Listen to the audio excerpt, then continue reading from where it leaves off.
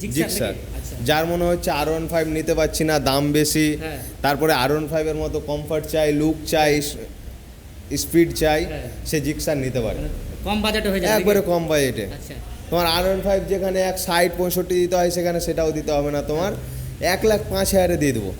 অনেক ডিফারেন্স, অনেক ডিফারেন্স। মানে তোমার সেই রকম স্পিড দিবে, মাইলেজ দিবে, রোড গ্রিপ দিবে। 155 সিসি, 155 সিসি। আচ্ছা, তো এটা কত মডেল দাদা? এটা তোমার 24-এর গাড়ি, 2 বছর 2 মাসের গাড়ি, 2 বছর 2 মাসের গাড়ি। আচ্ছা, তো তাহলে এটা তো লোন হয়ে যাবে মোটামুটি? হ্যাঁ, প্রায় 90 লোন হয়ে যাবে, প্রায় 90 লাখ টাকা লোন হয়ে যাবে, সরি 90,000 টাকা প্রায় লোন হয়ে যাবে। তার মানে মোটামুটি এটাতে 15-20,000 টাকা ডাউন পেমেন্ট দিলে গাড়ি হয়ে যাবে। আচ্ছা, এরপরে দেখতে পাচ্ছেন আবার একটা রয়েছে, R15 রয়েছে। তো বাইকটা দেখেন, বাইক দেখতে পাচ্ছেন, বাইকে কোনো স্ক্র্যাচ নেই, খুব সুন্দর রয়েছে। তো এটাও আমরা দাদার কাছে শুনে নেবো, এটা কত মডেল?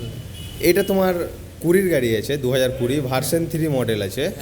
তোমার গাড়ি কোনো খরচা নাই, গাড়ি ফার্স্ট ক্লাস গাড়ি আছে, সেকেন্ড অনারে গাড়ি আছে, গাড়ি কোনো রকমের স্ক্র্যাচও নাই, একবারে স্মুথলি গাড়ি চলবে, কোনো খরচা করতে হবে না, গাড়ি চলতে হবে। এটা 155 সিসির গাড়ি।